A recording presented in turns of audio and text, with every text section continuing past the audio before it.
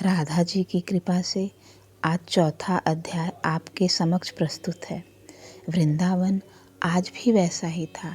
यमुना बह रही थी, कदम के वृक्ष खड़े थे, पवन चल रहा था, पर फिर भी कुछ अधूरा था, क्योंकि आज वृंदावन में कृष्ण नहीं थे। जहाँ कृष्ण नहीं होते वहाँ लीलाएं मौन हो जाती हैं, और जहाँ लीलाएं मौन होती हैं वहाँ केवल विरह बोलता है। राधा उसी कुंज में बैठी थी जहाँ कभी कृष्ण ने मुस्कुराते हुए कहा था, राधे तुम मेरी हर सांस में हो। आज वही कुंज था, पर सांसें भारी थीं। राधा की आंखों में आंसू नहीं थे, क्योंकि यह विरह अब रोने का नहीं था।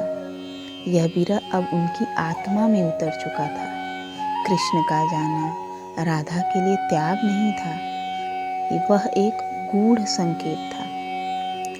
राधा समझ चुकी थी, कृष्ण दूर इसलिए नहीं गए कि प्रेम समाप्त हो गया, बल्कि इसलिए गए ताकि प्रेम सीमित न रह जाए। कृष्ण पास होते तो राधा केवल एक प्रेमिका होती। कृष्ण दूर गए तो राधा भक्ति बन गई। दिन बीतते गए, राधा न शिकायत करती, न किसी से प्रश्न पूछती। सखियां चिंतित थीं। ललिता ने एक दिन कहा, राधे क्या तुम्हें पीड़ा नहीं होती? राधा मंद मुस्कुराई और बोली, पीड़ा तब होती है जब हमें लगता है कि हम अकेले हैं, पर मैं अकेली नहीं हूँ। कृष्ण मेरे बाहर नहीं, मेरे भीतर हैं। यह सुनकर सखियां समझ गईं, यह राधा अब साधारण नहीं रही। अब राधा का जीवन बदल चुका था। वे अपने सौंदर्य की ओर नहीं देखती थीं, अपने प्रेम की चर्चा नहीं करती थीं। सुबह होती तो यमुना तट की सफाई करती, गायों को स्वयं चारा देती थीं, वृद्धों के चरण छूती थीं, बालकों को भोजन कराती थीं। उनका प्रेम अब केवल कृष्ण तक सीमित नहीं था, अब हर जीव में फैल चुका था, क्योंकि जो कृष्ण से प्रेम करता है वह हर प्राणी में कृष्ण को देखता है। विरह ने राधा को तोड़ा नहीं, विरह ने राधा को शुद्ध किया। अब उनके मन में न कोई चाह थी, न कोई अपेक्षा, बस एक ही भाव था, मैं नहीं, सब कुछ कृष्ण। रात्रि के समय जब वृंदावन चंद्रमा की शीतल रोशनी में डूब जाता, तब राधा ध्यान में बैठ जाती। न वे कृष्ण को बुलाती, न उनका नाम लेती, वे बस मौन रहती, और उसी मौन में उन्हें अनुभव होता, कृष्ण पास है।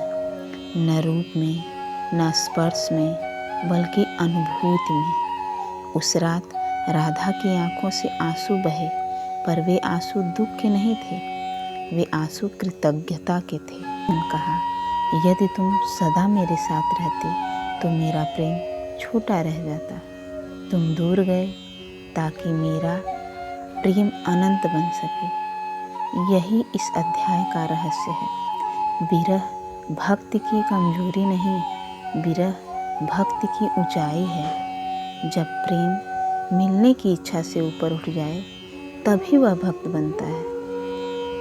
राधा अब स्वयं के लिए नहीं जीती थी, वे समस्त संसार के लिए जी रही थी। उनका मौन उपदेश बन चुका था, उनका त्याग प्रेरणा बन चुका था। इस प्रकार चौथा अध्याय हमें सिखाता है, सच्चा प्रेम पास होने में नहीं, बल्कि दूर होकर भी टूटे बिना प्रेम करने में है। राधा अब स्वयं के लिए नहीं जीती थी, वे समस्त संसार के लिए जी रही थी। उनका मौन उपदेश बन चुका था, उनका त्याग प्रेरणा बन चुका था। इस प्रकार चौथा अध्याय हमें सिखाता है, सच्चा प्रेम पास होने में नहीं, बल्कि दूर होकर भी टूटे बिना प्रेम करने में है। राधा का चरित्र यह नहीं सिखाता कि प्रेम कैसे पाया जाए, बल्कि यह सिखाता है कि प्रेम को कैसे पवित्र बनाया जाए। यही विरह वैराग्य बनता है, यही वैराग्य भक्ति बनता है, और यही भक्ति मोक्ष का मार्ग है। जय श्री राधे। अगर आपको यह कथा अच्छी लगी हो तो चैनल को लाइक, शेयर और सब्सक्राइब करें। जय जय श्री राधे।